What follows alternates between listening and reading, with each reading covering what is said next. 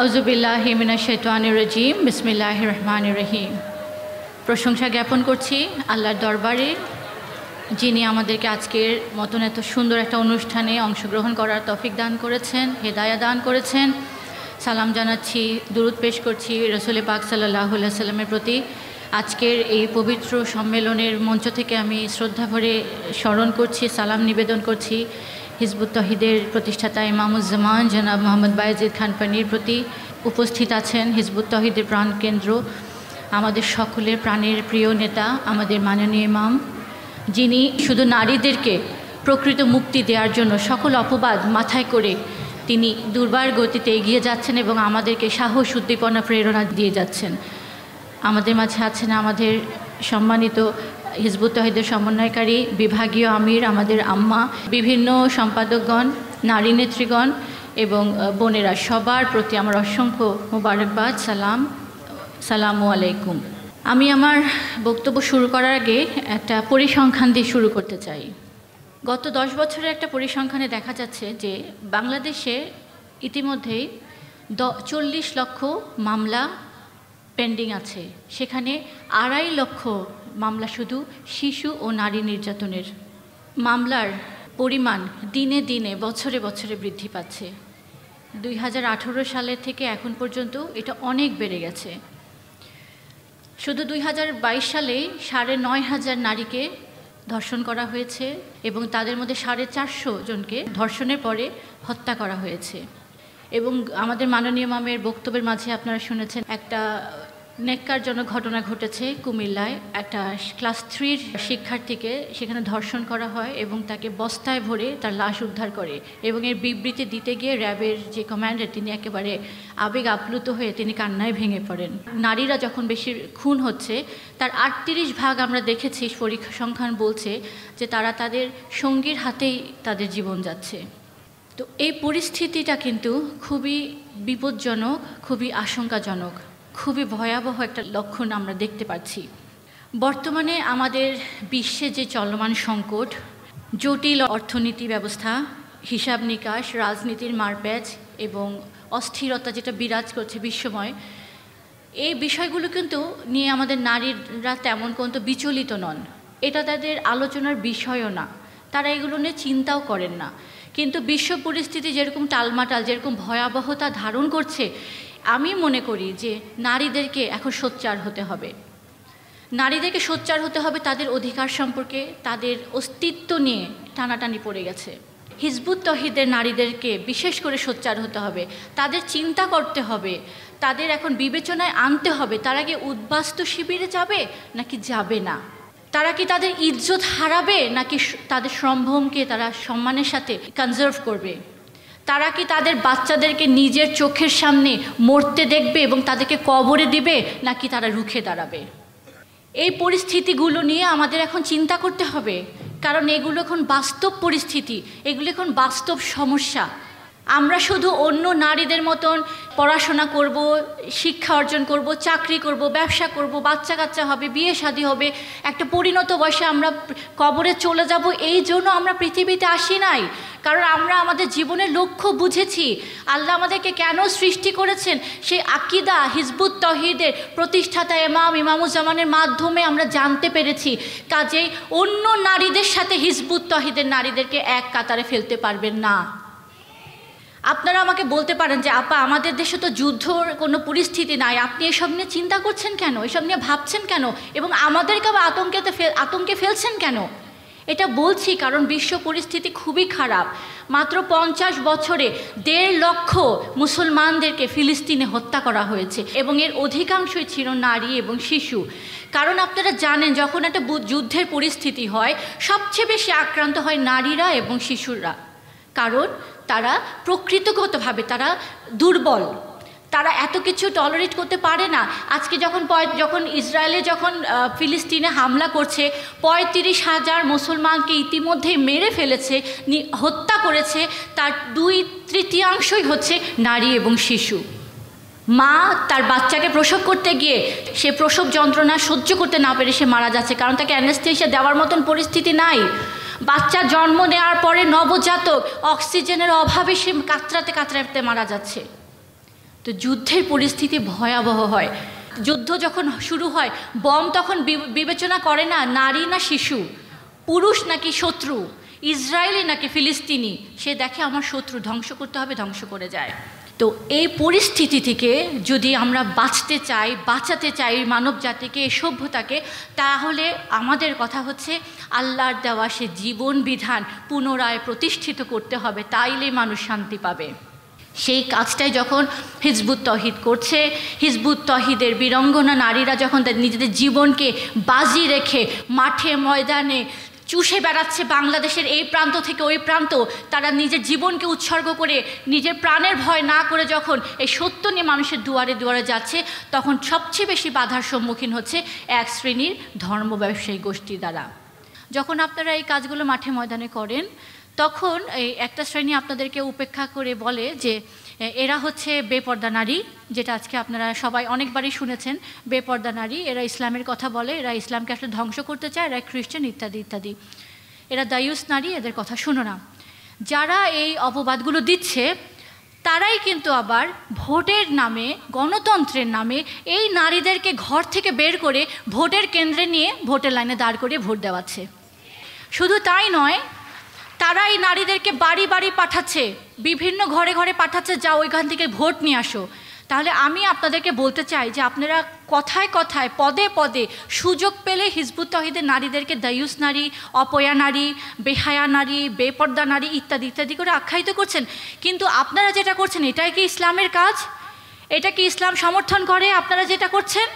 কিন্তু হিজবুত তৌহিদের নারীরা যেটা করছে সেটা পরিপূর্ণরূপে আল্লাহর দ্বীনের জন্য করছে, এবং দ্বীন যেভাবে রাসূল প্রতিষ্ঠা করেছিলেন মানুষকে এই তৌহিদের আহ্বান করে, ঠিক হিজবুত তৌহিদের নারীরা আজকে পর্দার সাথে, শালীনতার সাথে আজকে তারা এটা করে যাচ্ছে।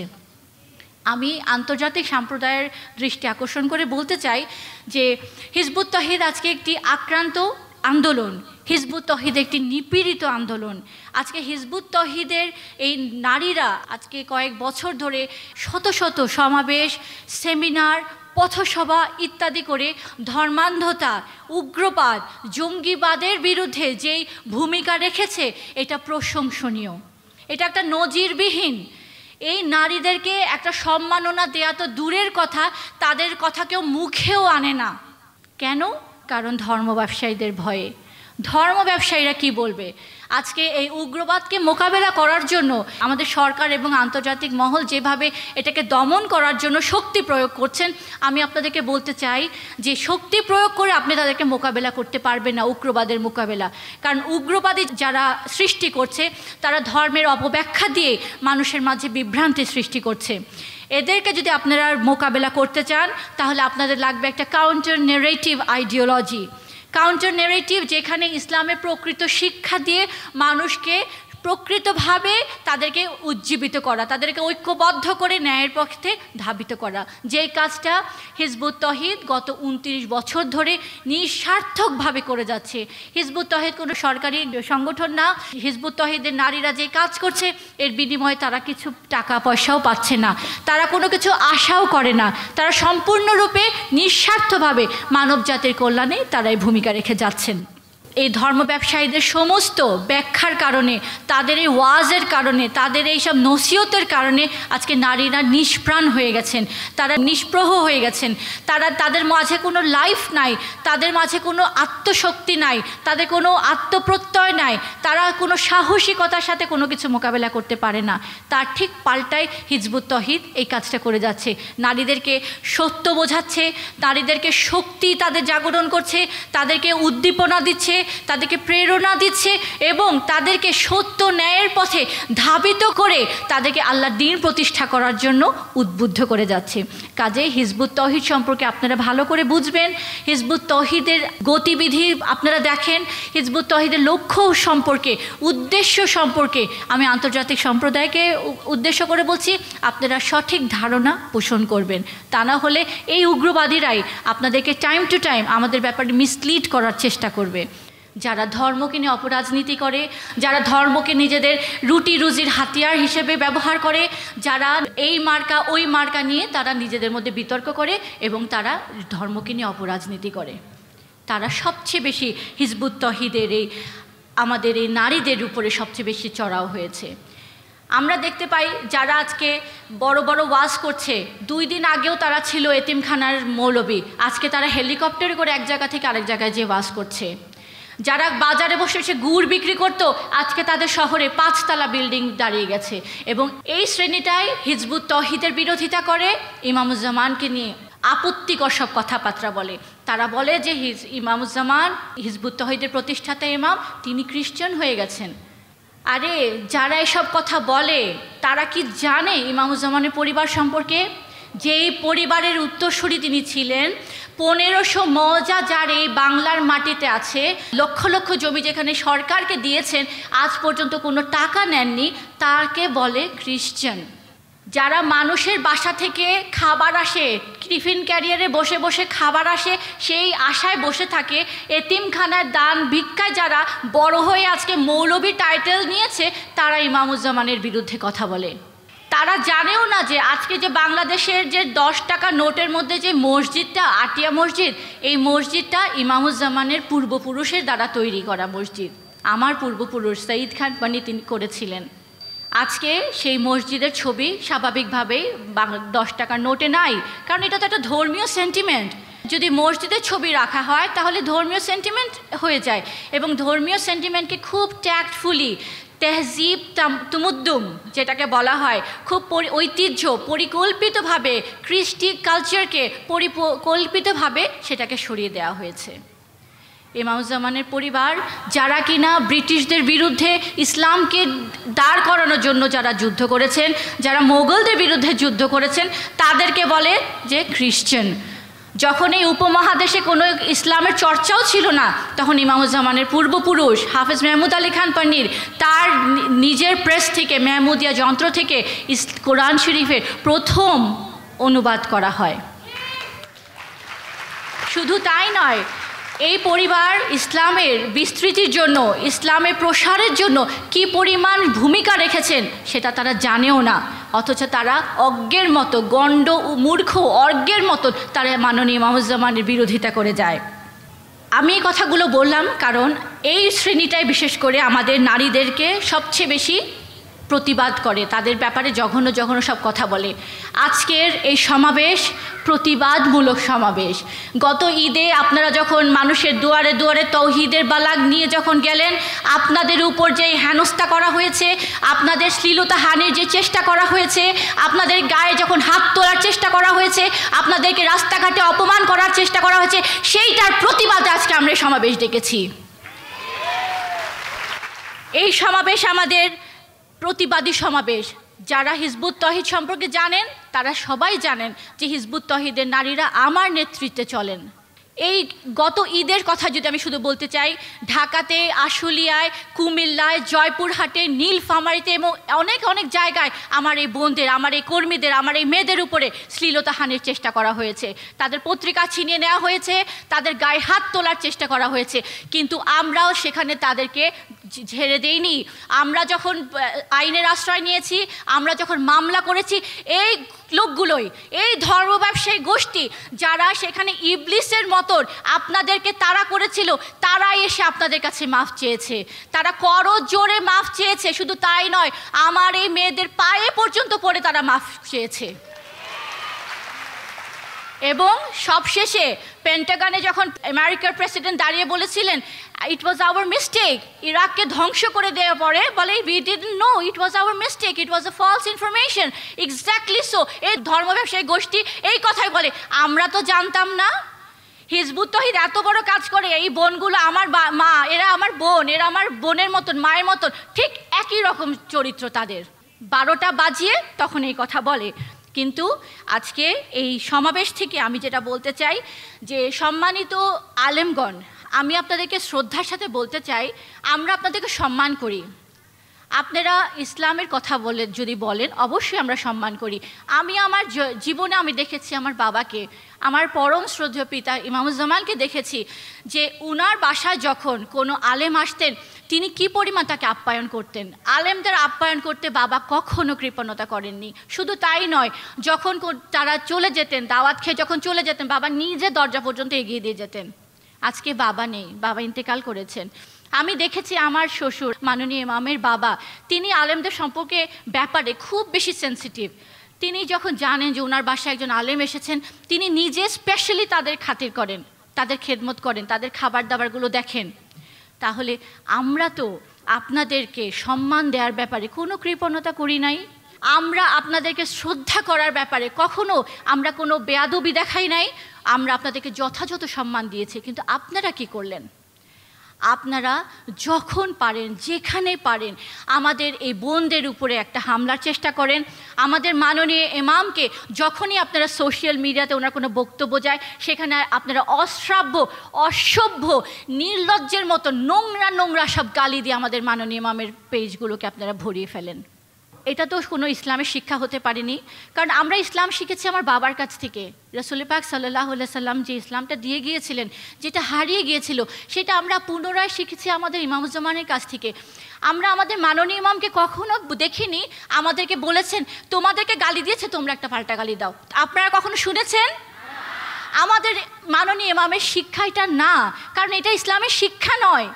কিন্তু আপনারা ইসলামের লেবাস ধারণ করে, যদিও সেটা ইসলামের লেবাস নয়, আপনারা ইসলামের কাণ্ডারি হিসেবে আপনারা এবং আপনার অনুসারীরা যারা আপনাদেরকে সম্মান করে, যারা আপনাদেরকে অন্ধভক্ত, যারা আপনাদের, তারা এসে আমাদের এই নারীদেরকে যখন বাজে বাজে মন্তব্য করে, সোশ্যাল মিডিয়াতে তাদেরকে অশ্রাব্য, অসভ্য ভাষায় গালিগালাজ করে, সেটাই প্রমাণ করে যে আপনারা যে ইসলাম নিয়ে দাঁড়িয়েছেন সেটা আল্লাহ রাসূলের প্রকৃত ইসলাম না। ফতোয়াবাজির বিরুদ্ধে লড়তে হবে একসাথে। নারীর উপর হামলা কেন? প্রধানমন্ত্রী জবাব চাই। আমরা ইসলাম শিখেছি রাসূল পাক সাল্লাল্লাহু আলাইহি সাল্লামের কাছ থেকে। আমরা সেই ইসলামটাকে পুনরায় আমাদেরকে শিখিয়েছেন আমাদের মহামান্য ইমামুজ্জামান। আমরা কি বলেছি? আমরা বলেছি যে ইসলামই পারে মানুষকে একমাত্র শান্তি দিতে। পৃথিবীতে বিরাজমান অশান্তির অবসান ঘটাতে হলে আল্লাহর দেওয়া সে দিনকে প্রতিষ্ঠা করতে হবে। এই কাজটা করতে গিয়ে যখন আমাদের বোনেরা পত্রিকা নিয়ে বাইরে যায়, তারা তো কোনো অন্যায় করছে না, এটা তো তাদের সাংবিধানিক অধিকার। তাদের এটা ডেমোক্রেটিক রাইট বলতে পারেন, এটা সাংবিধানিক অধিকার তাদের বলতে পারেন, এটা তাদের মানবাধিকারও বলতে পারেন, এটা আপনি তাদের ধর্মীয় অধিকারও বলতে পারেন।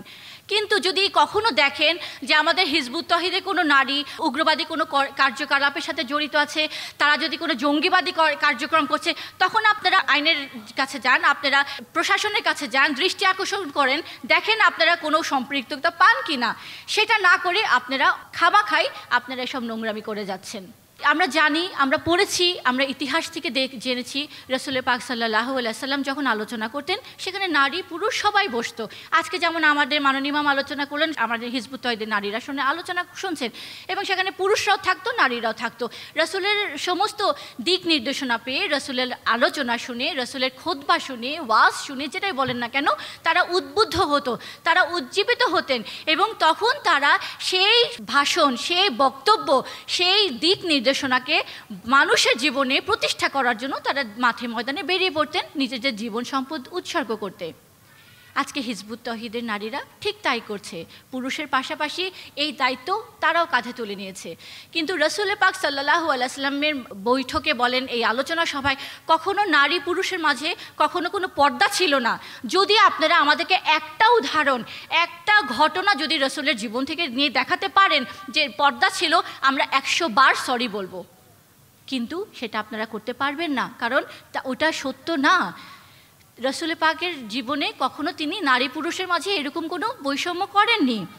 এখন আপনারা যখন ওয়াজ করেন, আপনারা যাদের সামনে ওয়াজ করেন, তারা কিন্তু মোমেন না, তারা কোরআনের হুকুম মানে না, তাদের আত্মা পবিত্র না।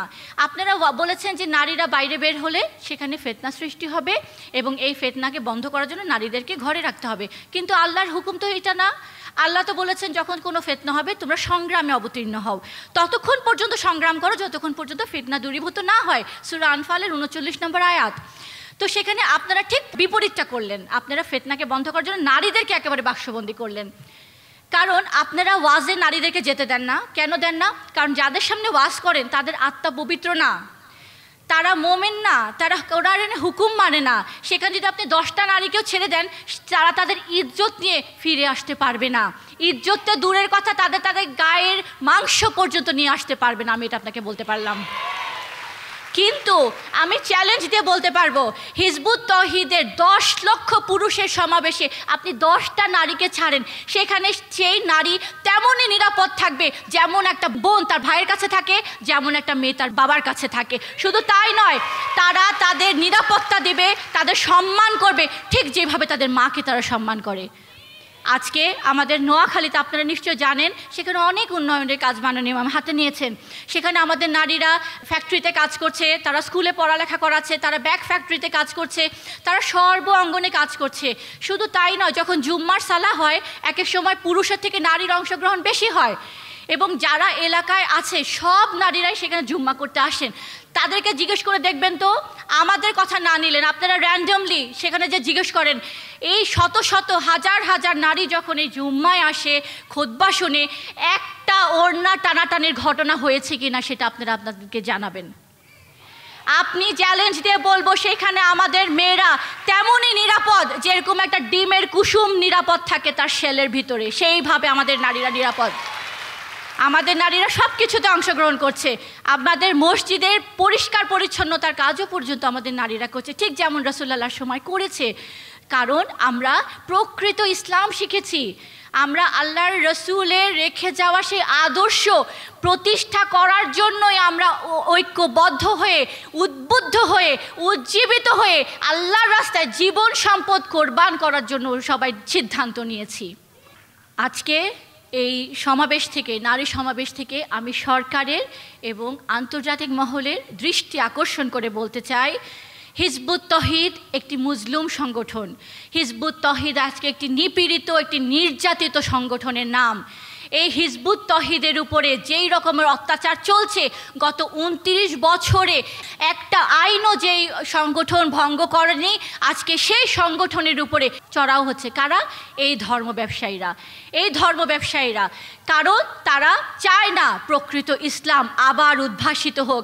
তারা চায় না আল্লাহর দেওয়া সেই শিক্ষা অনুযায়ী নারীরাও তারা তাদের যোগ্যতা, সাহস সব কিছু অনুযায়ী আল্লাহর জন্য, দ্বীনের জন্য, রসুলের জন্য, মানব জাতির জন্য ভূমিকা রাখুক। কারণ তারা সবসময় নারীদেরকে প্যাকেট বন্দি করে দমিয়ে রাখতে চায়। আর হিজবুত তৌহিদ নারীদেরকে প্রকৃত রূপে মুক্তি, প্রকৃত রূপে আল্লাহর দেওয়া সেই স্বাধীনতা আবার তাদের হাতে ফিরিয়ে দিতে চায়। আমাদের নারীদের উপর যেইভাবে শ্লীলতাহানির চেষ্টা করা হচ্ছে, যেভাবে তাদেরকে অপমান করার চেষ্টা করা হচ্ছে, আমি সরকারের কাছে বিনীতভাবে অনুরোধ জানাচ্ছি, আমি প্রধানমন্ত্রীর দৃষ্টি আকর্ষণ করে বলতে চাই, প্রধানমন্ত্রী, আজকে হিজবুত তৌহিদের নারীরা যেভাবে আপনার এই দেশের জন্য, যেই দেশে আমাদের জন্ম হয়েছে, এই জন্মভূমির জন্য তারা যেভাবে জীবন দিয়ে কাজ করে যাচ্ছে, আজকে তাদের সেফটি সিকিউরিটি দেখা এই গভর্নমেন্টের অবশ্যই অবশ্যই কর্তব্য। যারা এই নারীদেরকে, যারা আমার এই মেয়েদেরকে শ্লীলতাহানির চেষ্টা করছে, তাদেরকে অপমান করার চেষ্টা করছে, তাদের গায়ে হাত তোলার চেষ্টা করছে, তাদেরকে দ্রুত আইনের আওতায় আনা হোক। আমি আজকে আপনাকে জোর গলায় দাবি জানাচ্ছি প্রধানমন্ত্রী, আমরা আল্লাহর জন্য কাজ করব, আমরা রাসূলের জন্য কাজ করব, আমরা কোনো বিনিময় চাই না। বলতে পারে মানুষ যে তোমাদের স্বার্থ কি? আমাদের স্বার্থ হচ্ছে আমরা আল্লাহর সাথে যে ওয়াদা করেছি সেই ওয়াদা পূরণ করব। আমার জীবন যায় যাবে, আমার জীবন থাকবে, বাঁচলেও আমি সাকসেসফুল, আমি শহীদ হইলেও আমি সাকসেসফুল। এই জন্যই আল্লাহ বলেছেন শহীদদেরকে তোমরা মৃত বলো না, শহীদরা জীবিত। এবং এইটার উদাহরণই দিয়ে গেছেন আমাদের শহীদ রাবেয়া, উনার উত্তরাধিকারীরা আজকে আমাদের এই সম্মেলনে আছে।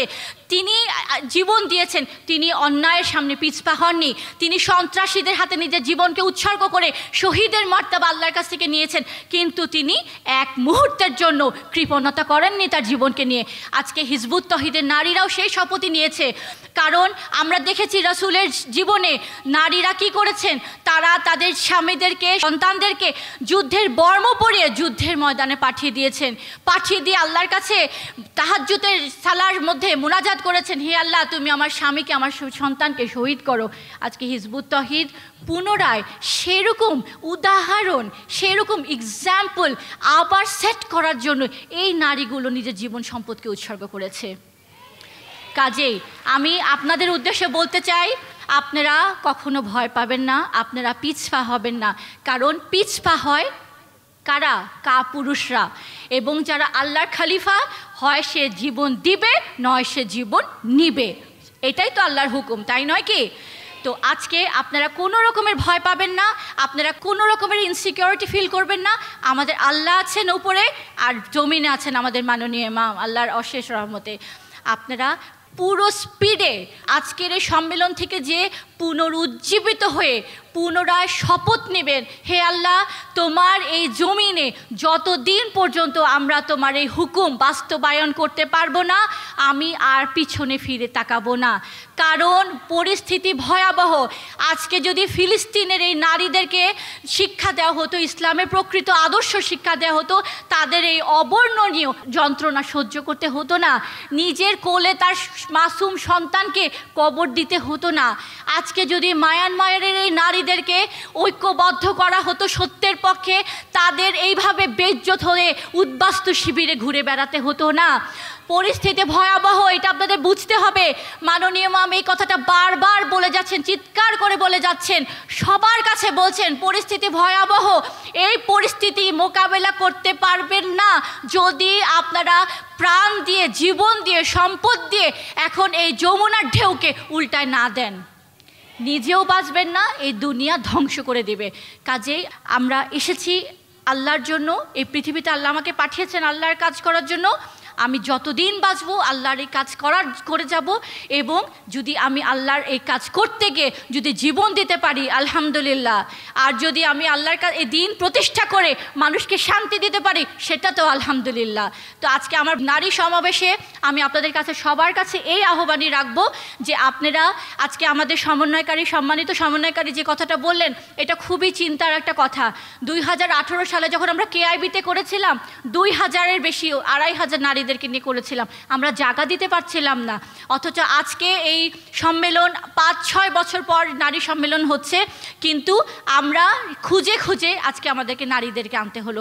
আজকে তো এমন হওয়া উচিত ছিল যে আমাদের সর্বাদ্রি উদ্যানেও জায়গা দিতে পারছি না, এমন হওয়া উচিত ছিল। কিন্তু এটা প্রমাণ করে আমরা দুনিয়ামুখী হয়ে গেছি। আমরা সংগ্রামমুখী নাই। সংগ্রামমুখী যদি হতাম, ইমামের ডাকের অপেক্ষায় থাকতাম। ইমাম ডেকেছেন, সব কিছু ছিঁড়ে আমি বের হয়ে যাব।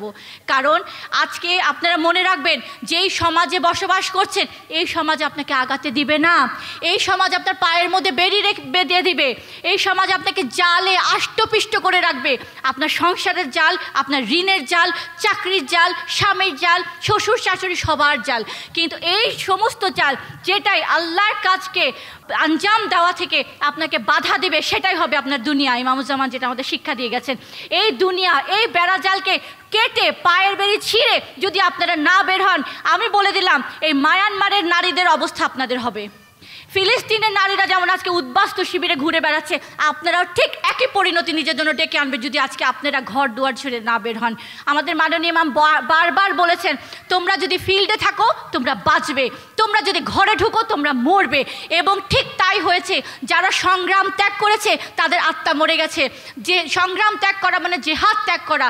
একটা মানুষের বডিতে রক্ত চলাচল বন্ধ হলে সে মৃত, তার হার্টবিট বন্ধ হয়ে যায়, হার্টটা বিট করা বন্ধ হয়ে যায়, and he is declared to be dead. Exactly so, যারাই আজকে সংগ্রাম ত্যাগ করে ঘরে ঢুকেছে, তা অর্থাৎ জেহাদ ত্যাগ করেছে, তার বডি রক্ত চলাচল বন্ধ, আজকে সে মৃত, 2 দিন পর সে হিজবুত তাওহীদ থেকে আউট। এমন পরিণতি চান আপনারা? এমন পরিণতি চান? তাহলে কেন আপনাদেরকে বারবার কাজ দিয়ে বের করতে হবে? আপনারা তো নিজেরাই পাগল পাড়া হয়ে আমিরের পিছন পিছন ঘুরবেন। আমাদের কাজ কি? আমরা কি করব? আমাদের নেক্সট দায়িত্ব কি? আমার ইমামের হুকুম কি? সেটা তো আমি কারোর কাছ থেকে ওরকম পাই না। কোচিতে কয়েকজন আছেন যারা জীবন দিয়ে সারাক্ষণ পাগলের মতন ফিল্ডে পড়ে থাকেন। সবাই যদি আজকে ফিল্ডে থাকতেন, আজকে হিজবুত তাওহীদ একটা অন্য চেহারা হয়ে যেত। হিজবুত তাওহীদ আজকে 29 বছরের সংগ্রামের বিনিময়ে আজকে একটা সুপরিচিত আন্দোলন, একটা সবার কাছে একটা গ্রহণযোগ্য আন্দোলন। কিন্তু এই আন্দোলন আরও কয়েক ধাপ লাফ দিয়ে এগিয়ে যেত যদি আজকে আপনারা সবাই সেইভাবে ফিল্ডে পড়ে থাকতেন। আজকে বাঁচতে চান, মরতে শিখেন। ইমাম বলেছেন না, যদি পরিস্থিতি সৃষ্টি হয় বাঘিনী হয়ে যাবে। বাবা বলেছিলেন, বাঁচবো একদিন বাঘের মতন, 100 বছর শিয়ালের মতন বাঁচবো না। 100 বছর শিয়ালের মতন বাঁচে মমিনরা না, মমিন একদিন বাঁচে বাঘের মতন বাঁচে। এবং সেই বাঘিনী যদি হতে পারেন, সেই বাঘিনী যদি হতে পারেন, ইনশাল্লাহ যে সম্মান আল্লাহ আপনাদেরকে এই দুনিয়াতে দিয়েছেন, কত বড় সম্মান আপনাদের জন্য অপেক্ষা করছে আপনারা কল্পনা করতে পারবেন না। আল্লাহ আপনাদের সবাইকে ইমামের রাহে করুক, মাননীয় ইমামের প্রতিটা হুকুম পালন করার সেই আত্মাটাতে দিক, সেটাই আমি আপনাদের আল্লাহর কাছে এটাই দোয়া করতে পারবো। আমার মতো নগণ্য গুনাহগার সাধারণ মানুষ আপনাদের জন্য কিছুই করতে পারবো না, খালি এতটুকুন আল্লাহর কাছে ফরিয়াদ করতে পারি যে আল্লাহ আপনাদের অন্তরে সেই জ্বালাটা দিক, আগুনটা জ্বালিয়ে দিক, যেই আগুনের জ্বালায় আপনি ঘরে থাকতে পারবেন না, আপনার ঘরকে, আপনার দেশকে, আপনার সমাজকে, আপনার এই পৃথিবীকে সেফ করার জন্য আপনি রাস্তাঘাটে ঘুরে বেড়াবেন। আল্লাহ যেন আপনাদের সেই তৌফিক দান করেন। আমার জন্য সেই দোয়াটাই করবেন। আল্লাহ হাফেজ। সালামু আলাইকুম।